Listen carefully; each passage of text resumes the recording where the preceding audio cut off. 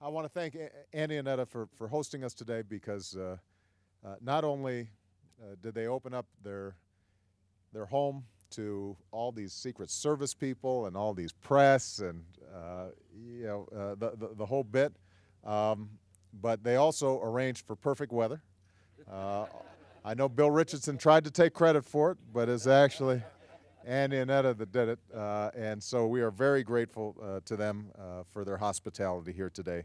And obviously, we're extraordinarily grateful to Andy for his service in the Marine Corps, and for Etta doing what she's doing in our school system. And so, thank you very much. Everybody knows your governor, Bill Richardson, and we are grateful to him. Your lieutenant governor, Diane Denise, who is, I believe, going to be also the next governor of the great state of New Mexico.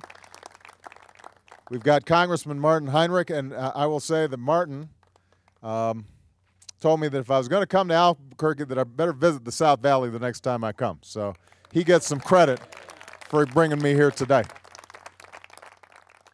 And to all of you, thank you so much for being here. We've been trying to do more of these, just to get me out of the house. It's a very nice house that they provide for me in Washington, but at times you do feel like you're in the bubble. And so every once in a while, I need to just get out of there and have a chance to talk to folks and listen to them and answer questions, but also get suggestions and advice about what's happening in the country. And so instead of doing all the talking, what I want to do is maybe just provide a few opening remarks and then basically have a conversation with you about things that are important to you and important to this community, important to this state. There is one thing I want to focus on, though, if you don't mind, in my opening remarks, and that's the issue of education.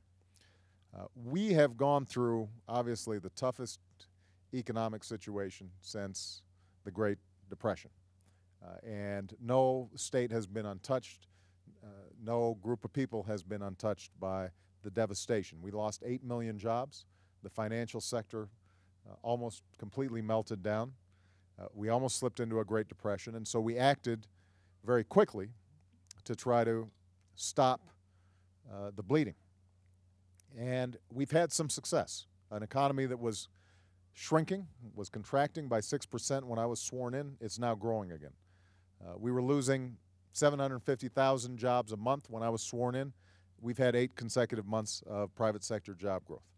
So we're making progress and we're moving in the right direction. But in addition to the immediate crisis that we were dealing with, one of the challenges that I think everybody around the country, when I talk to them, recognizes is we've got to have a long-term plan for how we make sure America remains the #1 economy in the world, and how we make sure that we still have opportunities for middle-class Americans to prosper and to expand, to be able to support their families and send their kids to college and retire with dignity and respect. And how do we provide ladders for people who aren't yet in the middle class to be able to get into the middle class? How do we help small businesses grow? How do we help make sure that our large businesses are the innovators that are designing the new products that we're able to sell overseas? You know, the issue of how we stay competitive and are able to succeed in the next generation the same way that previous generations have succeeded, that's a question that I think a lot of people have been asking themselves for a long time. Because keep in mind, even before this financial crisis, we were slipping in a lot of ways. From 2001 to 2009, during that 8-year period, wages, average wages for middle-class families actually fell by 5%. Think about that. People's real incomes were actually falling, and this was at a time before the crisis. So supposedly the economy was growing and things were going pretty well. In fact, people's incomes were falling. During that same period of time, job growth was the most sluggish that it's been since World War II. So part of the reason I decided to run for president was because We had all these problems that we hadn't been dealing with for a long time, even before the crisis hit, that we had to deal with if we want to stay competitive for the 21st century. And the number one issue in terms of us succeeding as an economy is going to be how well we educate and how well we train our kids. Nothing else comes close. Now, the truth of the matter is we used to have, by far, the best education system in the world. We were the first nation in the world to have compulsory public education. And so as people were moving off the farms, moving into the cities, moving into industry, suddenly they were able to get the training and the skills they needed for an advanced industrial economy. And we had the best universities in the world and the best colleges in the world, and we had the number one, we ranked number one in the proportion of college graduates in the world. We now rank 12th, and that's just happened in a generation. We went from number 1 to number 12 in the number of college graduates we have. Even folks who didn't go to college still got a good education. My grandmother, she was an amazing woman. She passed away a couple of years ago, but she never went to college. She worked when my grandfather went off to World War II. She worked on an assembly line, making bombers. She was like Rosie the Riveter. And then when my grandfather came back, he got the GI Bill to go to college, but she didn't get the GI Bill, so she went to work. She started off as a secretary. She ended up as a vice president at a bank in Hawaii. And despite the fact that she hadn't gone to college, she was so well prepared in terms of math and reading and skills that she could end up getting an executive position, working her way up from being a secretary. Well, now we rank 21st in science education in the world, and we rank 25th in math education in the world. So the trend line is that we're not at the top in terms of college graduates. We're not at the top at science. We're not at the top at math. We've got a third of our students who enroll who never graduate from high school. And all this means that not only is it bad for the young people who aren't getting this education, typically a high school grad gets paid about $10,000 less than a college grad.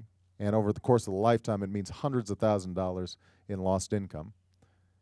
But it's also bad for the country as a whole because we don't have as many engineers and we don't have as many scientists. We're not inventing the new products that are going to make all the difference in terms of how well we succeed. So the reason I want to raise this is because there are a lot of issues we've been working on in Washington, and a lot of them get a lot of attention. But something that hasn't gotten as much attention is what we've been trying to do, working with states and local school districts over the last 2 years to make sure that we're moving in a new direction in improving our education system. And let me just tell you a couple of things that we've done. First of all, we set up something called Race to the Top. And what we said was that if states wanted to get some additional money, some extra money to help their schools, they would have to compete for that money by showing us what it is that you're doing to reform the school system so that you get excellent teachers, you have high standards, the schools are accountable, that you're going after the lowest performing schools and not just sort of skimming off the top. And as a consequence of this competition called Race to the Top, we had about $4 billion. We've ended up seeing 32 states change their laws to reform the system so that the whole education structure works better for our kids and makes it more accountable, and we start providing better training and better recruitment for our teachers and more professional development and additional resources. So it's been a big boost for education all across the country, moving forward on a reform agenda that doesn't just dictate to states, you know, here's how you have to do everything, but it says, here's some criteria for success. If you have a plan to match that, then we're going to help you.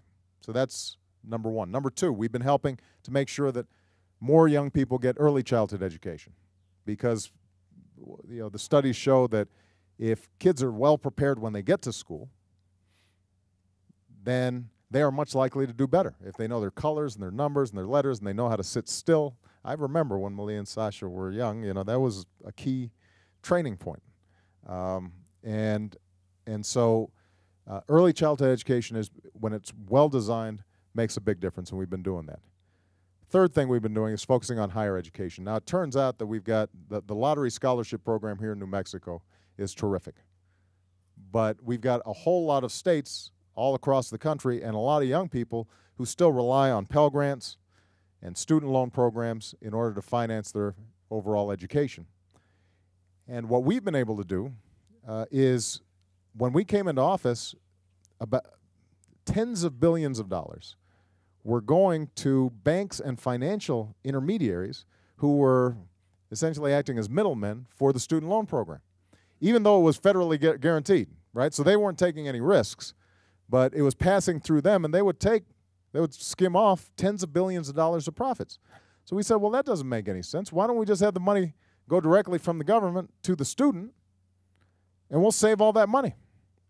And now what we've been able to save $60 billion that we're putting in now to make sure that millions more young people across the country are able to get the student loans and the Pell Grants that they need. And starting in 2014, we're actually going to be able to say to young people that you will never have to pay more than 10% of your income in repaying your student loans. And if you go into public service, if you're like Etta and you go into teaching, for example, after 10 years, whatever's remaining on your debt will be forgiven. So that will give young people a much better head start, because everybody here, if they haven't experienced it personally, somebody in your family has finished college with huge amounts of debt that they're having trouble repaying. I know Michelle and I did too. So there are a whole range of things that we're trying to do, working with colleges, community colleges, universities, to try to improve our education system. One of the things that I announced this week was we're really going to focus on science and math, because that's where our young people, I think, are falling the most behind. And we've made a commitment that we're going to hire, over the next couple of years, 10,000 new science and math teachers. And we're going to work with the schools to help redesign their math and science curriculums so that we start boosting. I want to get to the point where we're #1 in science and math. And I also want to make sure, by the way, that that's true for all students. Because I'll be honest with you, African-American students, Latino students, we're doing worse in science and math than the overall average. So America's at 21st and 25th, but if you actually looked at performance of Latino and African-American students, it would be even lower. And that's inexcusable, because that's the fastest growing portion of our population. That's our future. That's our future workforce. And so we've got to have the most skilled, most highly trained workers in the world, and this is what we're going to be focusing on over the next couple of years. Now, last point I'm going to make, and then I'm just going to open it up, because I promised I wouldn't give a long speech. This election coming up in November is going to offer a choice on a whole range of different issues. And this issue of education gives you a sense of the choice that I think Democrats are trying to make and the choice that the Republicans are trying to make. The Republicans recently put out what they call their Pledge to America. And it basically outlined what their priorities are. Their #1 economic priority is retaining $700 billion tax breaks to the wealthiest 2% of the country, millionaires and billionaires mostly. We'd have to borrow the $700 billion because we don't have it, right? We got these deficits and debt. So we'd have to borrow the $700 billion from China or the Saudis or whoever is buying our debt. And then we'd pass out, on average, a $100,000 check to people who are making $1 million up to more than $1 billion. That's their main economic plan. And when you ask them, well, how would you pay for some of this stuff, they don't really have good answers. But one way they would pay for it is to cut back our education spending by 20% and eliminate about 200,000 Head Start programs and reduce student aid to go to college for about 8 million students. That's one of their answers. And I just have to say, look, China, that's not the decision they're making about their education system and their kids. South Korea, that's not the decision that they're making about their kids. I was in Shanghai, and I talked to the mayor. He said, you know, teachers are the most respected of professions, as much as doctors or engineers, and they're paid, you know, to reflect how much we value them. I was in South Korea, and I was talking to the president having lunch, and he said, you know, my biggest problem in education is the parents are so demanding. They're insisting that I ship in English people from the United States and other English-speaking countries because they want all their kids to learn English by the time they're in third grade. I mean, that's their mindset. That's the competition that they're in. So they're not cutting back on education right when we know that that's going to be the most important thing in determining our success over the long term. And we can't either. And so I just want everybody to think about those kinds of issues as you go into the polling place in November. Who's going to prioritize our young people to make sure they've got the skills they need to succeed over the long term? Nothing's going to be more important in terms of our long-term success. All right? So with that, let me just open it up to any comments or questions people may have about anything. You know, I talked a lot about education, but people may have a whole bunch of different interests here, and I'd love to hear from you. And we've got mics so that everybody can hear your questions. Okay? Let's start with this young lady right here. And introduce yourself again, even though I got all your names, you know, I'm getting older, so it's harder to remember these things. Good morning, Mr. President. Welcome to Albuquerque. My name is Catarina Sandoval Tonini, and I have 2 questions for you this morning, if I may. Sure. The first question has to do with the changing demographics here in our neighborhood as well as in the public school system. I grew up here in this neighborhood. I'm raising my own family here. I work at a local public school here. And I have seen over the years firsthand how recent immigrants have revitalized our local economy. They start small businesses, they hire locally, they live within the community. How do you envision a comprehensive immigration reform as one measure towards America's economic recovery and long-term vitality? I have consistently, even before I was a presidential candidate, but when I was a U.S. Senator and when I was running for U.S. Senator, said that we have to move forward on comprehensive immigration reform. Bill Richardson and I have had a lot of conversations about this. This is a nation of immigrants. It was built on immigrants. Immigrants from every corner of the globe who brought their talent and their drive and their energy to these shores because this was the land of opportunity. Now, we're also a nation of laws, so we've got to make sure that our immigration system is orderly and fair. And so I think Americans have a legitimate concern if the way we've set up our immigration system and the way we are securing our borders is such where people just kind of come and go as they please. Well, that means that folks who are waiting, whether it's in Mexico City or in Nairobi, Kenya, or in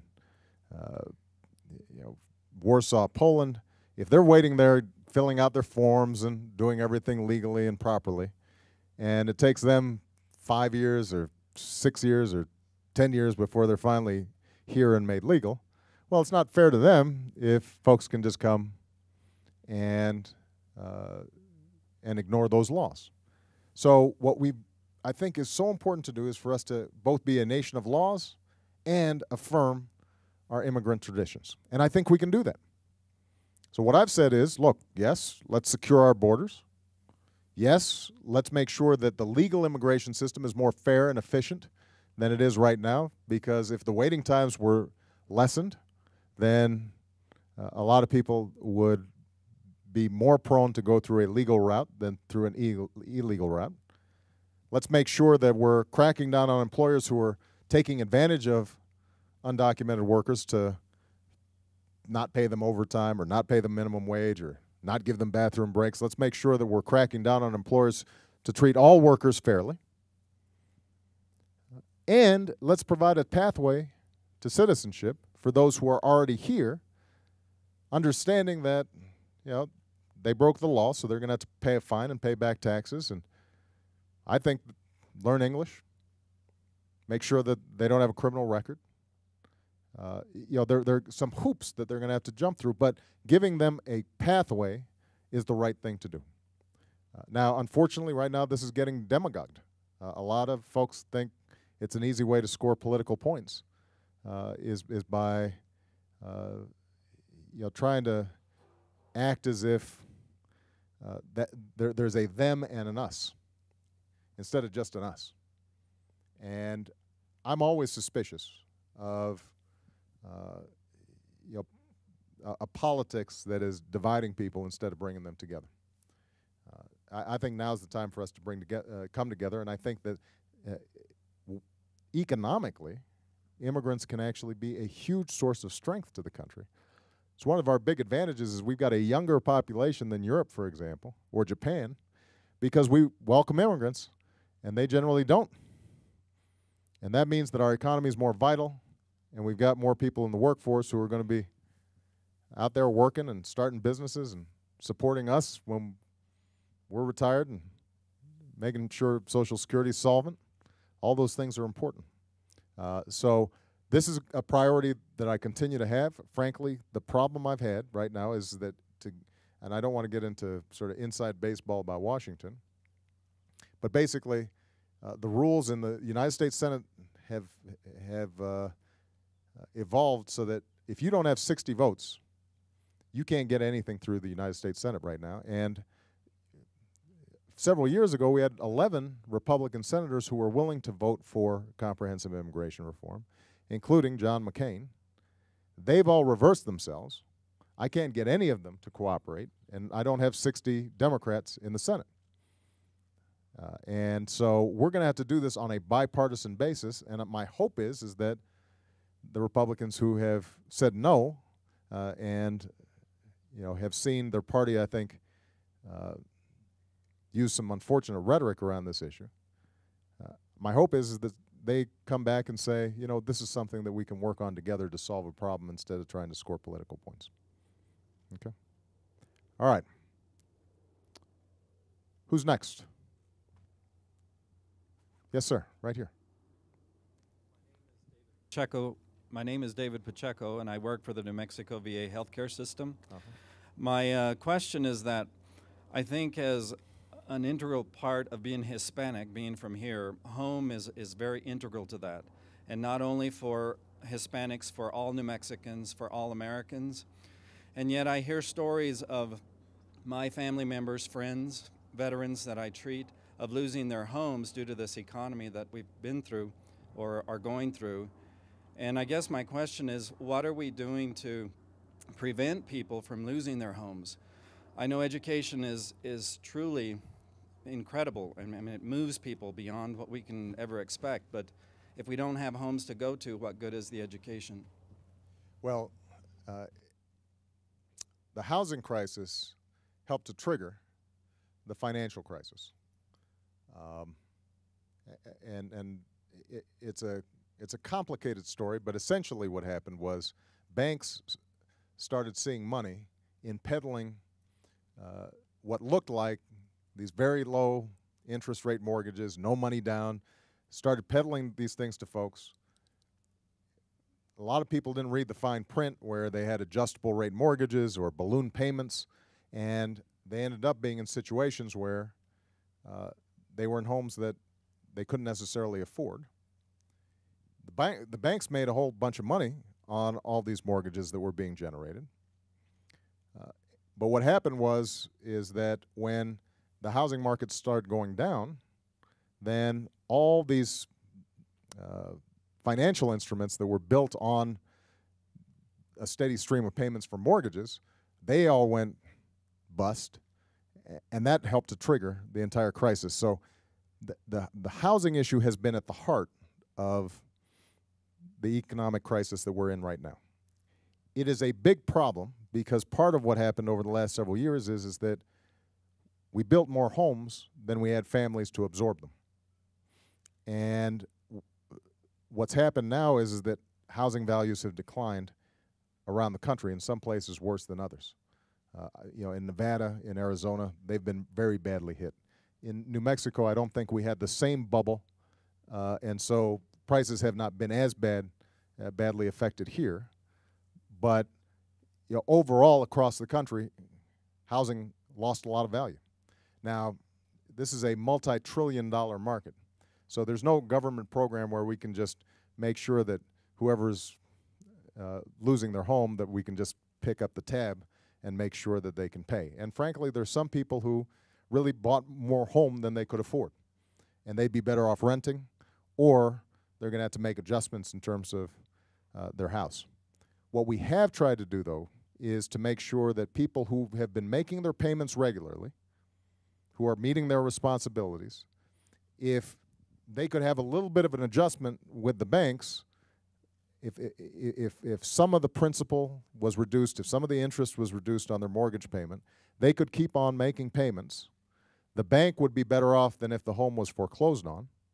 Obviously, they'd be better off, and as the housing market starts picking back up again, which it will do over time, although not in the same trajectory as it used to, right? It's going to be much more gradual. Then potentially the bank could recoup some of the money that it had lost by making the adjustments on the mortgages. So we've set up a number of these mortgage modification programs that are out there. But I don't want to lie to you. We've probably had hundreds of thousands of people who've been helped by it. I think there have been a couple of million who've applied. But that doesn't meet the entire need because this is such a huge housing market. And what really is probably the most important thing I can do right now to keep people in their homes is to make sure the economy is growing so that they don't feel job insecurity. That's probably the thing that's going to strengthen the housing market the most over the next couple of years. If we've got a growing economy, unemployment is gradually being reduced, then people are going to feel more confident. They're going to be able to make their mortgage payments. New homeowners, people who are potentially buyers of homes, are going to say, you know what, I don't mind entering the market because I think things have sort of bottomed out. That starts lifting prices, and that gets us on a virtuous cycle instead of a negative cycle. But it's going to take some time. We're working our way out of overbuilding in the housing market, a lot of not very sensible financial arrangements in the housing market, and we've got to get back to sort of a traditional, more common sense way of thinking about housing, which is, if you want a house, you got to save for a while. You got to wait till you have 20% down. You should go for a mortgage that you know you can afford. There shouldn't be any surprises out there, right? That kind of traditional thinking about saving and thinking about the house not as something that is always going up 20% every year and you're going to flip and take out home equity loans and all that. We've got to have a different attitude, which reflects what you talked about. More of an attitude that this is your home. This is not just a way to make quick money. Okay. Yes, sir. I know it's a little warm in here, by the way, but... You're right, Mr. President. It is a little warm, but it's all good. It's all good. Yeah, I want to thank you again, Mr. President, for coming to Albuquerque, New Thank Mexico. I have several questions to ask you. I'll make them short and brief. I am one of those persons that has been helped by that modification program on my house. And I want to say thank you because it has helped my family, and I'm one of the persons that has helped. And I want to say thank you. That's great. I appreciate that. It has helped me and my family. I'm glad to hear that. Yes, and it has helped several. I mean, it's helped my family. I just don't know how to say thank you. Second question. We can't always depend on government to help us as far as education is concerned. I do thank you. My wife is a teacher in an elementary school, but it all has to start at home. We as parents have to educate our children on how to get educated. It starts at home. And I want to thank you for everything you've done for public education. Thank you again. But we all have to understand it kind of starts at home as parents. And the last question is, Mr. Obama, I am a president of the board of a weatherization program here in New Mexico. And I heard you did the same thing in Chicago. And I thank you. It's a nonprofit organization that has helped a lot of New Mexicans here in New Mexico Central New Mexico Housing Corporation is a nonprofit organization helping lower income people with their homes. For example, you had mentioned that a lot of people can't afford to upgrade their homes, things that they need. Well, we are able to provide assistance through Washington, the state of New Mexico, and some other agencies to provide free assistance for a lot of elderly or people who are meet certain criteria. So I want to say thank you again for that weatherization program. It has helped a lot of New Mexicans, as myself, as mortgage modification, as a personal friend of yours. I want to say thank you because it has helped my family. I appreciate that. That's It has helped me. Thank you. you're welcome. And you know, people sometimes ask, well, how, you know, boy, you're working pretty hard and got all these issues coming at you, and how do you sort of stay focused and sane?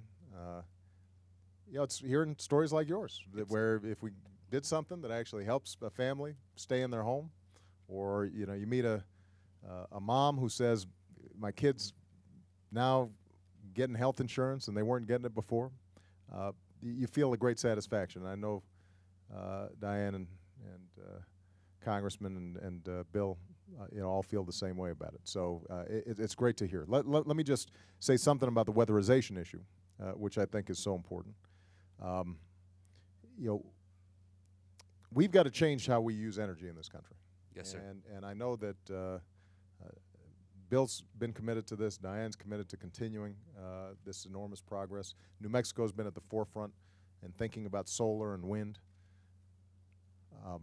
One of the most important things that we can do is something that doesn't require all kinds of new technology, doesn't require huge, fancy investments.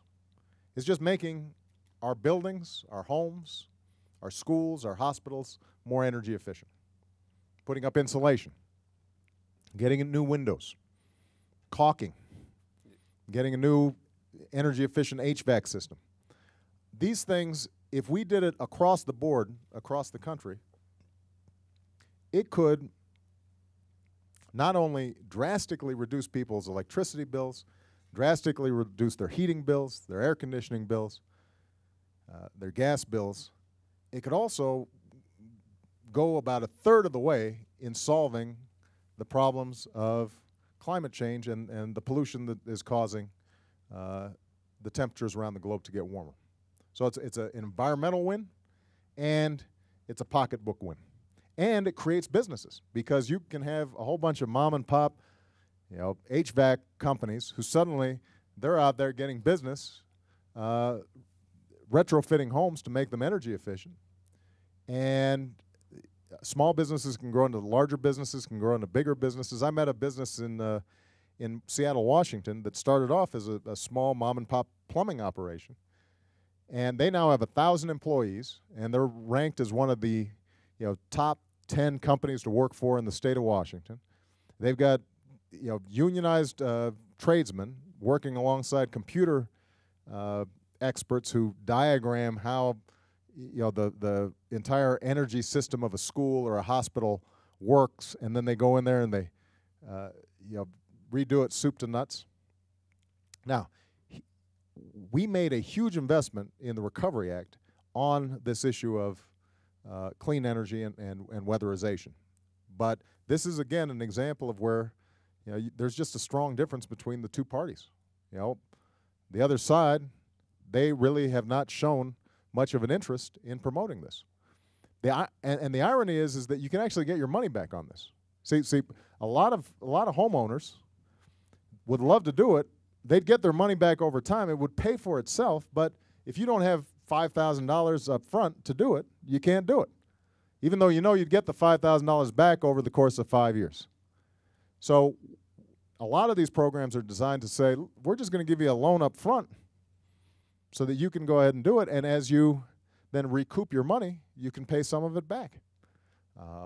It is something that is smart to do.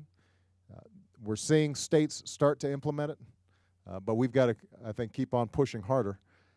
The more we do this, the more efficient our economy as a whole is going to be, and that's going to mean more growth and more jobs in the future. So, and by the way, last point I'll make, I can't agree with you enough about the parent thing. I was on an interview with Matt Lauer yesterday, and they asked me about parents. I said, look, Malia and Sasha, as wonderful as they are great students, but if Michelle and I weren't supervising them, they'd come home, they'd turn on the TV, they'd watch TV all night, or be on their computers, or talking to their friends, right? So even in the White House, you know, the key ingredient is parenting, and just making sure your kids are focused on school. Teachers can help, but parents, they've got to get those kids started in the right direction. All right. Thank you. Yes, right here. Hello, Mr. President. Thank you for coming to the South Valley. Yeah, it's great to be really here. A great opportunity, and I thank the Cavalier family for, inviting me and my husband. I have 3 questions, and they're kind of hot topic questions, and I'll just... All 3 of them? All 3 of them. You didn't slip in like a sort of a easy, boring one in there with the... No. All right, let's hear 'em. One of them is basically Mother Teresa answered it in an article, and I was going to ask you the same because I loved her answer. The first one is, why are you a Christian? Second one is, there's really no laws about the abortion law and when a woman can and can't have an abortion, whether it's 2 months or 8 months. And what is your view on that? And the third one, it is a hot topic, but it's literally a hot topic. And it's about my husband's chili peppers. And that was my question. Would you please take some chili peppers home with you? I will. When's a habanero? I will definitely check out these chili peppers. I like spicy food to go with your spicy questions. Spicy. I'm a Christian by choice. My family didn't. Frankly, they weren't folks who went to church every week. My mother was one of the most spiritual people I knew, but she didn't raise me in the church. So I came to my Christian faith later in life, and it was because the precepts of Jesus Christ spoke to me in terms of the kind of life that I would want to lead. Being my brothers and sisters' keeper, treating others as they would treat me. And I think also understanding that that Jesus Christ dying for my sins spoke to the humility we all have to have as human beings, that we're sinful and we're flawed and we make mistakes, and that we achieve salvation through the grace of God. But what we can do, as flawed as we are, is still see God in other people and do our best to help them find their own grace. And so that's what I strive to do. That's what I pray to do every day. I think my public service is part of that effort to express my Christian faith. And it's but the one thing I want to emphasize, having spoken about something that obviously relates to me very personally, as President of the United States, I'm also somebody who deeply believes that part of the bedrock strength of this country is that it embraces people of many faiths and of no faith. That this is a country that is still predominantly Christian, but we have Jews, Muslims, Hindus, atheists, agnostics, Buddhists, and that their own path to grace is one that we have to revere and respect as much as our own. And that's part of what makes this country what it is. Now, with respect to the abortion issue, I actually think, there are laws, both federal, state, and constitutional, that are in place. And I think that, this is an area where I think Bill Clinton had the right formulation a couple of decades ago, which is abortion should be safe, legal, and rare. I think that it's something that all of us should recognize is a difficult, oftentimes tragic situation that families are wrestling with. I think the families and the women involved are the ones who should make the decision, not the government. But I do think, actually, that there are a whole host of laws on the books that after a certain period, the interests shift such that you can have some restrictions, for example, on late-term abortions, and appropriately so. So so there is, in fact, a set of rules in place. Now, people still argue about it and still deeply disagree about it, and that's part of our democratic way. All right. Next. Oh, I want to make sure I get everybody in.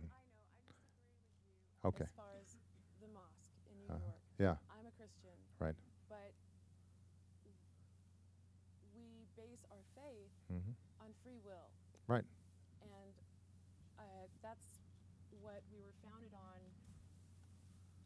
was freedom. Yeah. And I just thank you Well, for taking a stand. I appreciate that. You're exactly right. We were founded on freedom of religion. That's how this country got started. That's why people came here, because there were a bunch of other folks who said you can't worship the way you want. And we have to constantly, I think, reaffirm that tradition, even when it sometimes makes us uncomfortable. Yes. Okay. And I will try those chili peppers. Go ahead. Just like the rest of everyone, we appreciate you being here. It's a big honor to have you here. Thank you. And I have 3 things also. Mine are simple, though. Kind of. First one is I did a lot of research on you when you were running for president. And so, again, I appreciate you being here. And you have come from the same place a lot of the rest of us have come from. Okay? We've worked our way to where we are now, and we're working harder to get further, higher up. So that's one thing. It's easy. Second thing is I did take my son, as I said, we did a lot of research on you. He was probably 4 years old at the time, and we took him to your rally up at UNM. So we snuck all the way up as far as we can go. It would have been an honor if he was able to see you yesterday. Unfortunately, we weren't able to, but we were. Now, we own a restaurant right down here in the South Valley. What's it called? It's called Mateo's. Well, where's some samples? You know what? We have some for you. we brought some for you. Okay, I'm going to check them out. What do we got? We have to get it passed. I'll talk to Secret Service. We'll see what you got. Yeah. But we did indeed bring you some. Okay. Okay. All right. Now, you have just recently signed a bill for small businesses and getting loans. Now, it is hard for us to receive a loan only because the money, we count on our local people to support us. Right. And we support them with our meals, obviously. Right. Now, the funds are supposed to be available immediately. Now, what is the criteria? When will that be going into action? And how hard would that be for someone in our situation? Well, obviously, I haven't looked at your books, and I don't know what your expansion plans are. And, No, I and, you know, understand so, but let me describe for you what we did. Number one is we set up loan facilities, both through the SBA as well as a new facility, so that if you want to expand your business, you're having trouble getting credit through your local community bank, we are now providing additional financing to the bank that gives them an incentive to loan to you, and they only get these loans if they pass it on to small businesses. So we're not helping the bank just to hold the money. We're saying if you South Valley Bank, decide that you want to lend to Mateo's restaurant because you think that you've tasted their food, it's terrific, and they want to open a new one or they want to build an addition, then they now have a pool of money that is going to make it much easier for them to lend to you at low interest rates. That's number one. SBA, the Small Business Administration, also has a whole host of lending programs that we have expanded. We've reduced the fees for them. We've made it easier to apply. So if you're interested in the lending program, then you should contact your local SBA administrator here in New Mexico, and I'm assuming that I'll bet your congressman here could probably let you know immediately how to get in touch with them, and they would outline for you all the programs that were available. So that's on the lending side. Now, what we've also done is on the tax side, we have said that for companies that are starting up, small businesses that are starting up, we're going to give them a whole bunch of tax breaks. If you decide that you have to build a new oven and you haven't been sure, should you invest in it this year? Should you put it off? It's kind of expensive. Well, we're giving you incentives to go ahead and buy that oven this year and put it in. And it will be cheaper for you because you can essentially you can write off the business expenses of purchasing that oven this year a lot faster than you would have otherwise been able to do. So that's an example of just one of the kinds of tax cuts that are provided in this bill. And it builds off, by the way, 8 tax cuts that we already passed as part of the Recovery Act that people don't talk about. Right now, you can get a tax break if you hire an unemployed worker. We will give you a tax break on the payroll taxes that you have to pay for that person.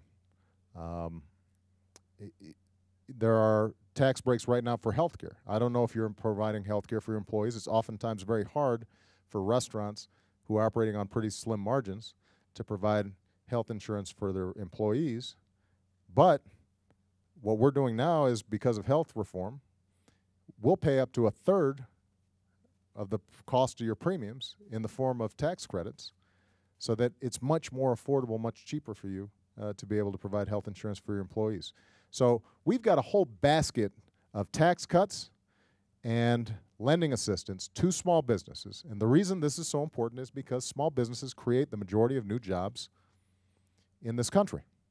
Big businesses are very important too, and we're trying to encourage them, obviously, to do more to invest. They actually have a lot of money right now. It's just they're sitting on the sidelines with it instead of investing it. And we've got to encourage them to invest more. But small businesses, that's the beating heart of so many communities. Restaurants like yours, small dry cleaners, a plumbing operation, a tent company, a flower shop. Okay, so we've got a bunch of small business owners here. You knit the community together, and you give people opportunity, as well as building something for your family. And you're so invested in it because it's yours. Small businesses have been harder hit by this recession than just about anybody else because they had a harder time getting financing, and because obviously customer demand was down. And that's why we have really tried to focus on making sure that small businesses on Main Street get help. I've got to do a little bit of editorializing again, though, about the politics of this, because this is something that this bill that I signed this week drew on Republican and Democratic ideas. Traditionally, this is something that's been completely bipartisan. The Chamber of Commerce, the Association for Small Businesses, a whole bunch of different groups supported it. We could not get the Republicans to let this come up to a vote for months. And there were finally articles in the USA Today about how small businesses were holding off making investments or hiring because they were still waiting to see if this thing would pass. And finally, we got 2 Republicans to vote for it out of 41. And one of them had to just admit, he said, look, the time for playing games is over. This is too serious. And I guess, you know, that's something that I just hope, as you are talking to your friends and your neighbors and your coworkers, I hope that's the one thing you come away from here today thinking about is, you know, these are serious times. I mean, we've got tough competition out there. This is the greatest country on earth and will continue to be the greatest country on earth as long as we can go ahead and handle serious problems that we have instead of playing political games all the time. And when you look at the choices before you, I think you've got to ask yourself, who's offering serious answers? And I know you feel that way not just for your business, but also for this new son that's coming. Yeah, you know. Have you thought about Barack as a name?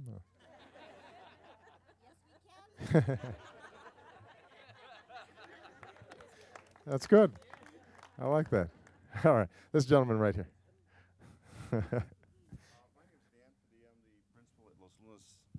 My name's Dan Padilla. I'm the principal at Los Lunas High School. Well, it's great to see you. And thank you, sir. Now, has somebody given you a pass yes, to be off campus? And yes, Okay. they do. As a matter of fact, All right. I'm really proud. Etta is my counselor at my high school. So thank you all and welcome to New Mexico.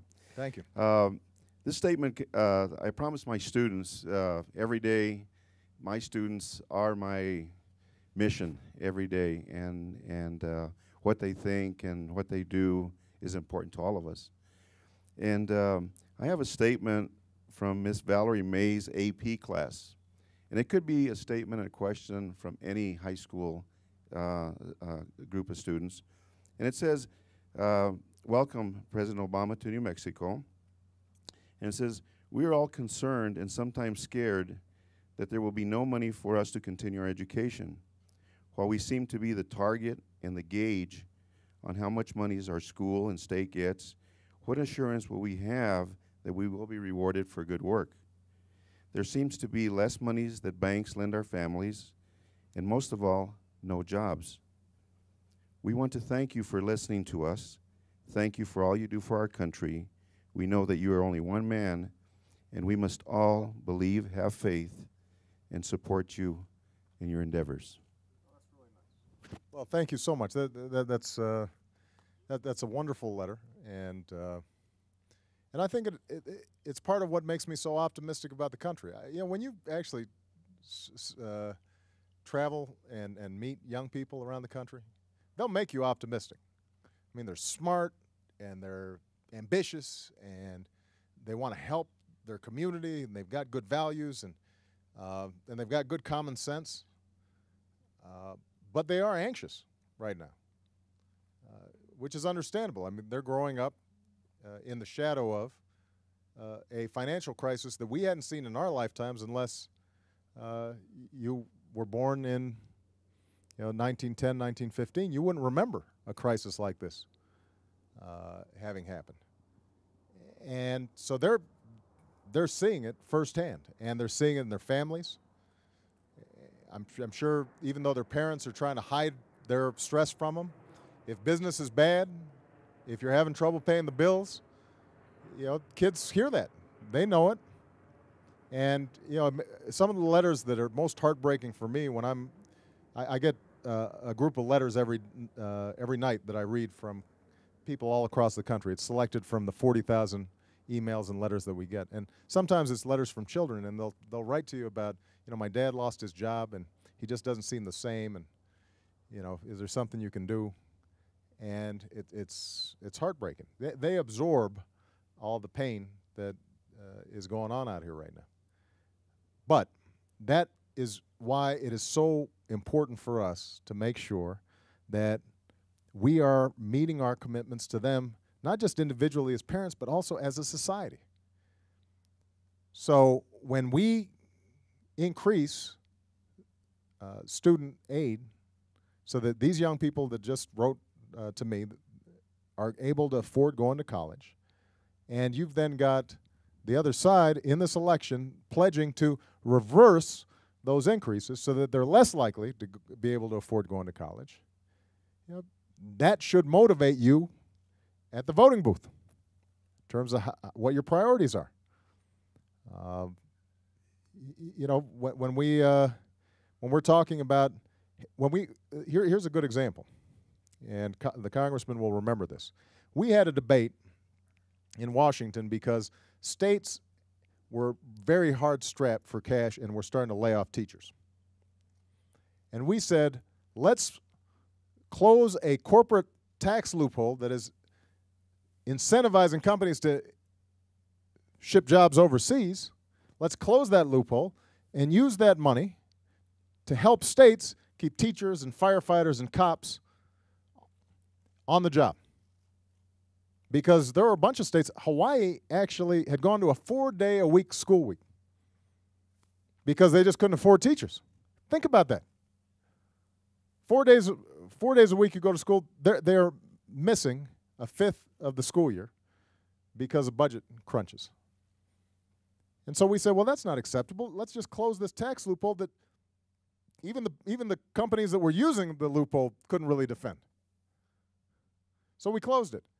The leader of the Republicans in the House, he fought us tooth and nail to do that. And then when we pointed out this is saving a whole bunch of teacher jobs and police officer jobs and firefighter jobs, he says, well, those are just government jobs. Just government jobs. Well, these are people who are teaching our kids. These are folks who are rushing into burning buildings to save our families, putting their lives on the line. Government jobs? But that is the ideology that the other side has been bringing to every problem out here for years now. And that's the choice that we've got in this election. So, look, those young people, they're going to succeed. But we've got to make sure that we make it easier for them as opposed to harder for them to succeed. Ultimately what's going to bring about their success is their determination and their talents and their pluck and their willingness to stick to it. But we can give them a hand up. We can make sure the college is affordable. We can make sure that they're able to stay on their parents' health insurance till they're 26 if the first job they get out of school doesn't have health insurance. We can make sure that they're not cheated the first time they buy their home, because now we've got a consumer finance protection agency that's going to monitor mortgage brokers and bank practices so that people don't have to get tricked because of fine print. These are just basic things that we can do. If they decide they want to open a business, we can make sure that they can get some financing and that they don't have to pay capital gains on their startup business. These little things add up to big things. It means that they can focus their energy on their dreams and their vision and what they're trying to build, and not spend all their time constantly just worrying about, am I going to be able to go to school or not? That should be a given in this country, because it's good for all of us, not just for these young people individually. Okay? How are we doing on time? I want to make sure that I'm not. Last question. I've got to. You're going to refer to him. Okay, you're going to defer to him. Well, he is a good-looking young man. I got to admit. You wanted to hear from him. I understand. All right, go ahead. Thank you so much, Mr. President. My name is Andrew Cavalier. I'm his son. Got a couple questions for you. One really hits hard for me. Getting a little emotional here.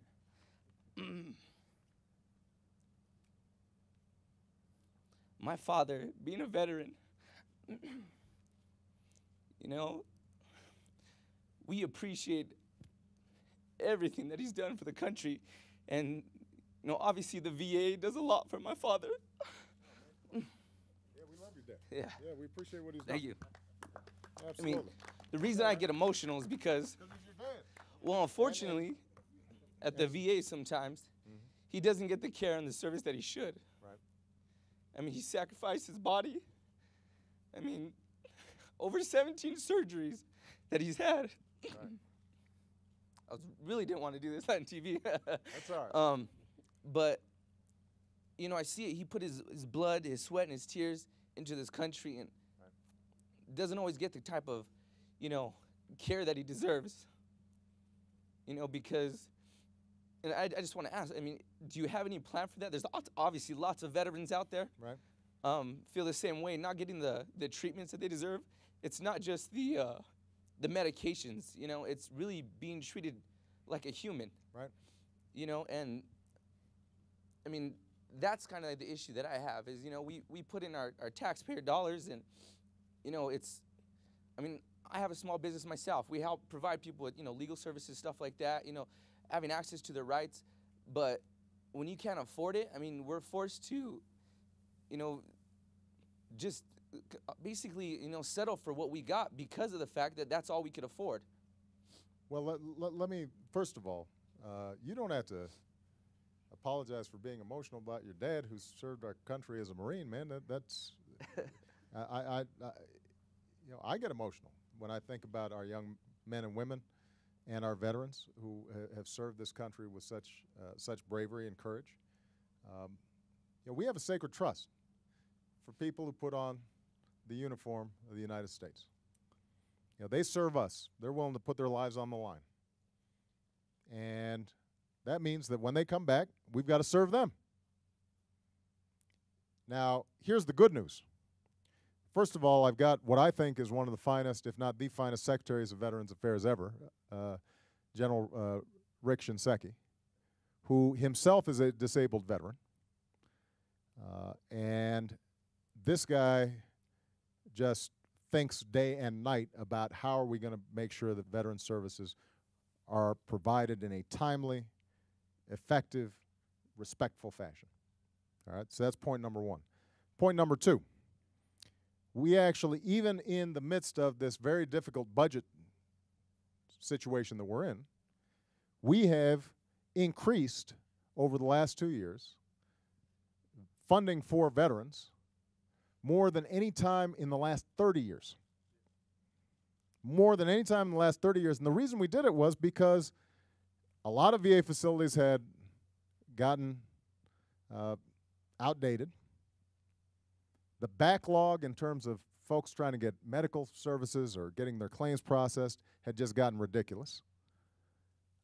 You had over 1 million young people who had served in Iraq and now Afghanistan who had come back, and they've got new problems like, well, they're not new problems, but now we're much more effective at diagnosing post-traumatic stress disorder, traumatic brain injury. They weren't getting services. We've got women who are now serving in a much more dangerous situation in a lot of these theaters, and yet a lot of VA facilities still did not have special services for women and their special needs as they return. So we are in the process of investing more in the VA and reforming how business is done at the VA than at any time in the last 30 years. Now, we've still got a ways to go, but this is, again, an example of where, come November, we've got to start making some choices. Because if, for example, we give tax breaks to millionaires and billionaires that cost us $700 billion that we don't have, that money has to come from somewhere. And, you know, we've got to be able to provide for our veterans. I'd rather choose veterans. I'd rather choose these young people who are looking for scholarships. Homeless veterans.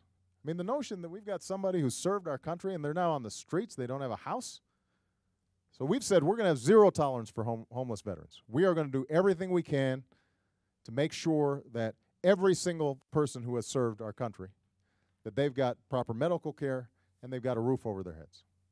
And oftentimes that means counseling, and the irony is if you make the investments early, then it turns out that they're less expensive over the long term. So this is something that you're right to be emotional about, and I think we should all be emotional about it. And we're grateful to your dad for his service, And we just need to remind ourselves that there are millions of folks across the country who deserve that same kind of respect, and we've got to meet our obligations to them. One last point I'll make about veterans, because it ties in with the overall theme of education. Working with our terrific members of Congress here, we were able to pass the post 9/11 GI Bill, which means that this generation of veterans is going to be able to benefit the same way my grandfather benefited when he came back from World War II, that he was going to be able to get his college education paid for.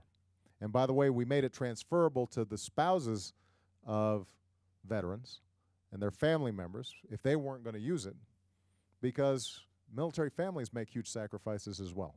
And oftentimes they don't get the service, the attention that they need. And this has been a huge priority of the First Lady. And it's something that I am very, very proud of. But we've got to keep on fighting for these changes. You know, they don't come by themselves. And I hope everybody's going to pay attention and do their homework and find out about candidates. And I think what you'll find is that when you're making choices for governor and you're making choices for Senate and Congress, and that these choices are going to mean something. And you got to ask yourselves, what direction do I want this country to go in? Do I want to invest in our people and our middle class and making it stronger, and our infrastructure and our education system and clean energy? Is that one vision, or are we just going to keep on doing the same things that got us into this mess in the first place? All right? Thank you so much, everybody. It was great spending time with you. Thank you.